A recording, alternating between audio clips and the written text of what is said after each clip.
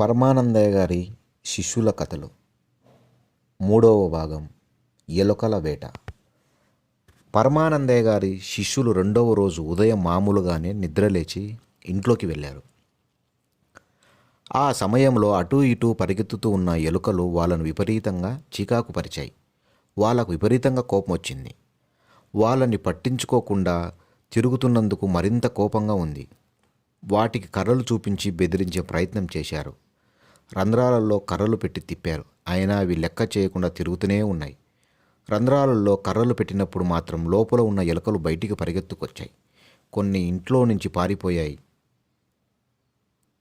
ఆ రోజు సాయంత్రం శిష్యులందరూ ఇంటి ముందు కూర్చొని ఎలుకల్ని శాశ్వతంగా నివారించడం ఎలా అని ఆలోచిస్తున్నారు. అంత సందిగ్ధతలో ఉన్నారు. చాలాసేపు ఆలోచించిన తర్వాత వాళ్ళు ఒక నిర్ణయానికి వచ్చారు. ఎలుకలో రంధ్రాలన్నింటినీ మట్టి పోసి పూడ్చివేయాలని నిర్ణయించుకున్న పనుక్షణమే పని ప్రారంభించారు. ఆ రోజు సాయంత్రానికల్లా అన్ని రంధ్రాలని పూడ్చివేశారు. ఆ పనితో ఇంకా తమకు ఎలకల బాధ ఉండదని నిర్ణయించుకున్నారు. అందరూ తృప్తిగా భోజనం చేశారు. మంచినీళ్ళు తాగి కొద్దిసేపు కబుర్లు చెప్పుకున్నారు. కొద్దిసేపటి తర్వాత అందరూ దీర్ఘ నిద్రలోకి జారుకున్నారు. అర్ధరాత్రి దాటిన తర్వాత మళ్ళీ ఎలుకలు అటూ ఇటూ పరిగెత్తడం ప్రారంభించాయి. ఇంట్లో ఉన్న తీపి తినుబండారాలను తినటం ప్రారంభించాయి. అక్కడక్కడ పడి ఉన్న బట్టల్ని కొరికివేయడంతో పాటు నిద్రిస్తున్న వాళ్ళ కాలి వేళ్ళు కొరకటం కూడా మొదలుపెట్టాయి. ఎలుకలు చేస్తూ ఉన్న ఆ గందరగోళానికి శిష్యులందరూ నిద్రలేచారు. ఎలుకలను చూసి కోపం వచ్చింది. వాటిని కర్రలతో కొట్టడం ప్రారంభించారు. అదే సమయంలో వాళ్ళు పూడ్చిన రంధ్రాల వైపు చూశారు. ఆ మట్టిని తవ్వి ఎలుకలు బయటికి రావడం వల్ల రంధ్రాలు అంతకు ముందుగానే ఏర్పడ్డాయి. దాంతో శిష్యుల కోపం రెట్టింపయింది. శిష్యులలో ఆందోళన బయలుదేరింది. తీవ్రంగా ఆలోచించి ఒక నిర్ణయానికి వచ్చారు. ఆ నిర్ణయం ప్రకారం ఆ రంధ్రాల్లో గడ్డి కుక్కి కిరసనాయిలు పోసి మంట పెట్టి ఎలుకలను పారదొలటమో చంపటమో చేయాలనుకున్నారు. ఆ ప్రకారంగా బయటకు వెళ్ళి ఎండుగడ్డి తీసుకొచ్చారు. రంధ్రాల్లోకి గడ్డిని నొక్కారు. అనుకున్నట్లుగానే వాటిలో కిరసనాయిలు పోశారు. నిప్పు పెట్టారు. అందరూ బయటికి వెళ్ళి నిలబడి చూస్తూ ఉన్నారు. గాలి తీవ్రంగా వేయటం వల్ల వాళ్ళు చూస్తూ ఉండగానే మంటలు ఇంటి పైకప్పున అంటుకున్నాయి. కొద్ది క్షణాల్లో ఇల్లు అంటుకొని చురచురా కాలిపోయింది. ఆ మంటలు చూసి మంటల్లో ఎలుకల్ని కాలిపోతున్నాయనే సంతోషంతో కేరింతలు కొడుతూ ఉన్నారు శిష్యులందరూ. శిష్యుల కేరింతలు విని ఊరి జనం మేల్కొన్నారు.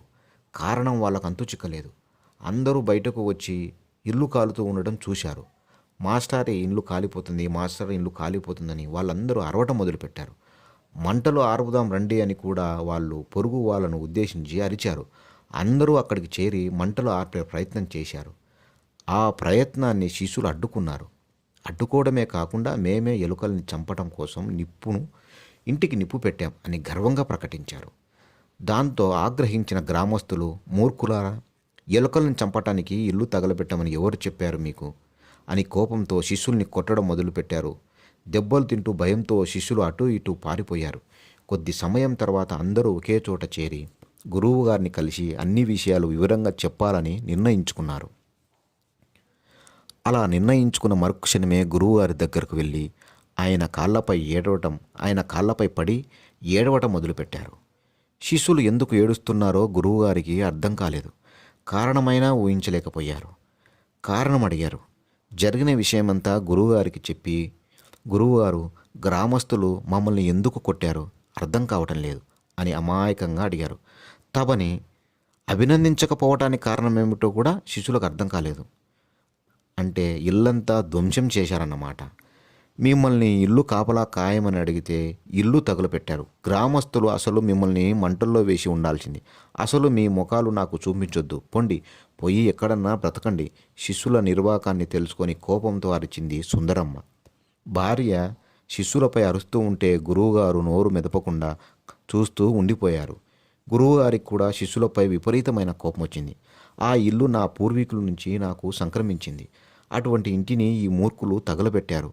వాళ్ళను గనుక ఇప్పుడు ఇంటి నుంచి బయటకు పంపనట్లయితే వాళ్ళు ఇంకా అనేక రకాలుగా దారుణాలు చేస్తారని అనుకొని పరమానందయ్య గారు నిశ్శబ్దంగా ఉన్నారు.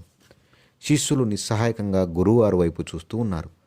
వాళ్ళకు గురువుగారు కూడా కోపంగా ఉన్నారనే విషయం అర్థమైంది. సుందరమ్మ వాళ్ళ వైపు మరొకసారి చూసి పొండి, పోయి ఎక్కడైనా మీ ఇష్టం వచ్చిన చోట చావండి అని అరిచింది. దాంతో శిష్యులు ఒకరి ముఖాలు ఒకరు చూసుకొని అక్కడి నుంచి నిష్క్రమించారు. రెండవ రోజు పరమానందయ్య గారు శిష్యుల గురించి విచారించడం ప్రారంభించారు. అయ్యో దేవుడా, ఎక్కడున్నారో వీళ్ళు, తిండి తిన్నారో లేక ఆకలితో అలమటిస్తున్నారో అని ఆదుర్దపడ్డారు. అప్పటికి సుందరమ్మ కోపం కూడా తగ్గిపోయింది. శిష్యుల్ని ఆమె సొంత బిడ్డలాగా చూసుకుంది. వాళ్ళు గుర్తుకు రాగానే భర్త దగ్గరికి వెళ్ళి, మన పిల్లలు గత 2 రోజులుగా ఏమీ తినలేదు, వెళ్ళి వారు ఎక్కడున్నారో తీసుకురండి అని భర్తను అడిగింది. బహుశా వాళ్ళు మనల్ని వదిలి ఎక్కడికో దూరంగా పోయి ఉంటారు, మళ్ళీ వచ్చినా వాళ్ళని సరిగ్గా చూడమనే భయంతో ఉండి ఉంటారు అని అన్నారు పరమానందయ్య గారు. సుందరమ్మ కూడా భర్తతో పాటు బయలుదేరింది. ఇద్దరు తిరిగి తిరిగి శిష్యులను కనుక్కొని చివరకు ఇంటికి తీసుకొచ్చారు. కథ సమాప్తం.